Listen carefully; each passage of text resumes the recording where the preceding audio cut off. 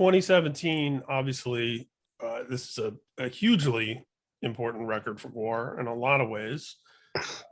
Blood of the Gods, not only the debut of Blöthar the Berserker, but of course the first record without Oderus, or at least, or let's say without Oderus' physical presence. I think his spirit permeates and continues to exist within GWAR. Absolutely. Let's talk about this record and you know, without digging into too much here on this, you know, was there a moment in time where it seemed like this album might never happen?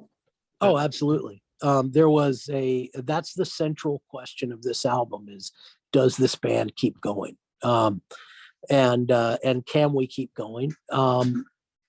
Should we keep going? And the record answers that question for itself, I think. It's like we managed to put out something without Oderus there that is a GWAR record and that sounds like a GWAR record. And it was a great, as far as music goes in my life, not necessarily because of the quality of the tunes, but just, you know, I mean, because there's a difference, right? Like writing a good song and being a good member of a band and being a good band, those are different things, you know? And we managed to be GWAR on this record, and that was a really fucking hard thing to do.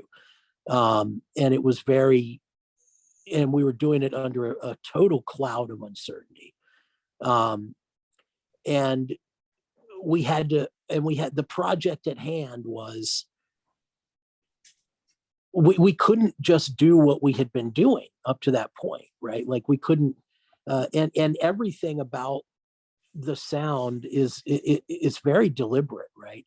All of a sudden, you know, probably the big difference between me and Oderus is that I do leave room for the music, right? And that comes from being part of the music for so long, no doubt. It does. And from and also just from, I mean, like I said, he had a different drive, right? The drive was to say as much, get as much out, you know, when you've got that many ideas in your head, you know, he's just filling these tunes with thoughts and with ideas and funny, you know, like always, like I said, I mean, he's not interested in developing hooks as much as it is telling stories and going for laughs, and saying important things, just saying a lot of them. And I always have tried to do things differently anyway. Even in the songs that Beefcake sang all the way back, you'll hear that. And so that was an easy way to create distance, right? Like I just won't sing as much. And stylistically, it's funny because the fans notice that, right? Like, especially if you take it to an extreme, like on this record, where I was like, you know, I'm going to write a song that's got, it's funny. People are they're like, oh, this sounds like Five Finger Death Punch. But I remember distinctly that I had sat there and listened to Perubu, and then, you know, like as different as you can imagine than Five Finger Death Punch, and then come up with the song Motherfucking Liar, right? And it's a song that's got about 5 lines in it, right? Or, you know, there's not a lot of words. And I became kind of obsessed with that. You know, how can, you know, there never needs to be more than 1 page of lyrics. Like the economy of words. Yeah, right. More important. I mean, and I understand what you mean as a writer. You know, that's something that I learned. You know, there was certainly a period, I don't know, 15, 20 years ago, where it was about how much can I write and how much do I have to say about this band or thing I'm writing about or whatever. And yeah, and then it certainly over time becomes like, how much can I say with the least amount of words, you know? Exactly. Yeah. And I think that's a natural arc. It's a natural growth thing that happens with people as they mature as writers. Everybody gets more like Hemingway, and, you know. Right. Yeah, exactly. So More Hemingway, and you know, every drummer gets more like Charlie Watts. Yeah, they all start. How can I hit every single drum at every single second? And then it's like, how do I just put a good beat to this song? yeah. Yeah, less is So more. it's the age and experience. But whatever. I mean, that was one thing that we did. We decided, and also, I mean, we decided we're going to have to find a way, and that's something we're still actually doing. Um, is finding a way back to that humor, right? Because we can't. It's going to be different, and we can't just like, oh well, let's write a lot of songs that have, the old elements that that Oderus would throw in, which are sort of like potty humor stuff, or,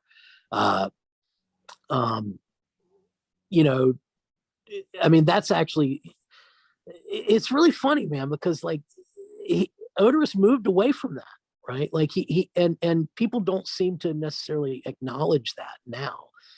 And they see it as a lack, and it's like, well, yeah, but it already had begun to go away, right? Like that was less of what he was doing. Especially, I mean, Find It for me on Battle Maximus, Find It for me, on the record before that's not there, man.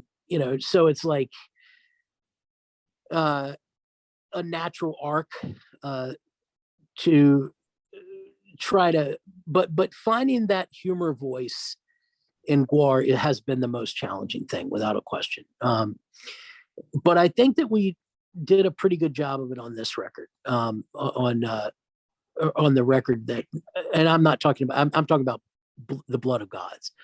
But it definitely has the heavy, Oderus is definitely there in his absence, without question. The album is a tribute to Oderus, and it had to be. That's what it needed to be. You had to have Fuck This Place on there. I mean, you just had to.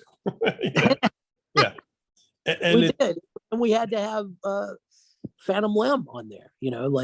I mean, that's the song that is probably the rawest tune. And when we do that song, man, everybody cries. They get all emotional. But that song felt like a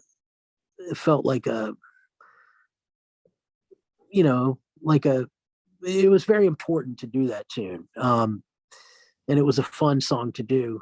And we also, with this record, we did move off of the thrash metal sound that had been driving everything, and move towards some sort of just different kinds of metal. So yeah, I mean, we're very proud of that record, and it's the record that allowed the band to survive. I mean, there's no, and we did it.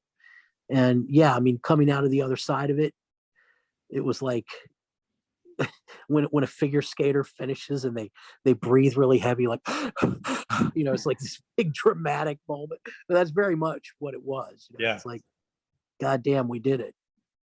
It's just like that's what GWAR. Yeah, that's what it needed. And that it reminds me of the Alice in Chains record, Black Gives Way to Blue, which, had the title track is about Lane, but it was also like a, should this exist? Could it exist?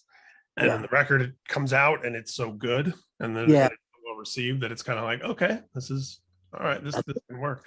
I saw GWAR for the first time, and actually the last time I saw the band at Warped Tour in Pomona, I think, or somewhere here in California.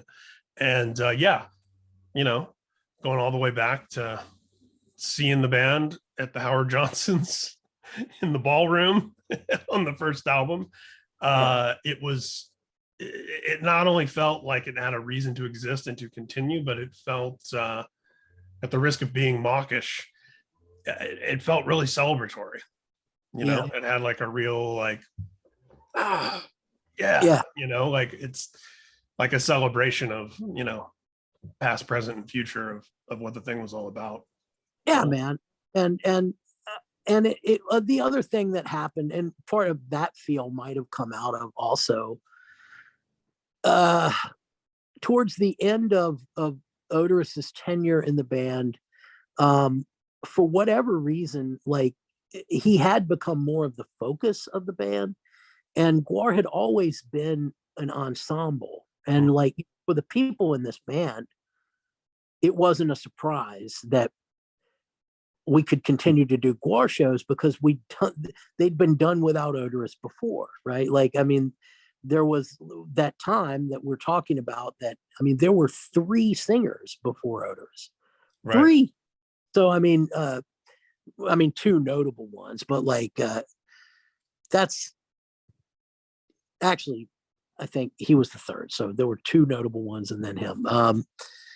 And then there were other guests, but anyway, it's like, you know, still, I mean, but it's always been an idea, an image, a mythology, a bunch of creatures and people and things happening on stage. You know, yeah, there's a lot to it, because even with Kiss, you know, I'm not so much a fan of dressing up guys like Ace and Peter, but we're still talking about 4. That's 4 people, you know, and GWAR has always been a big, it's GWAR, you know. Yeah. When we started, I mean, when I started touring with that band, there were 14 people on a Partridge Family school bus. Right.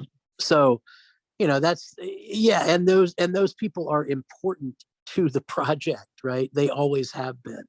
And they're actually the ones that made it possible, right? They're the ones who made the props. They're the ones who made the costumes. They're the ones who came up with the ideas for the shows. They're the ones who shaped the humor. I mean, the humor of GWAR is not, if it were entirely Oderus's humor, I don't know that that would work, right? It was always balanced out with these other voices.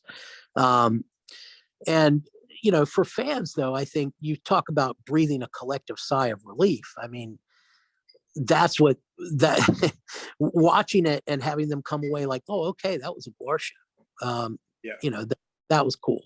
And their reaction to the live show is very much our reaction to the record. It's like, okay, we managed to do this thing. And it was all, you know, that record, we also had Ronan Murphy for the first time, who's a guy that we grew up with, who knew, I mean, his first studio was in the Dairy, which is where GWAR started. So it's a guy that knew us all as musicians and who knew what we were trying to do. And he did a great job.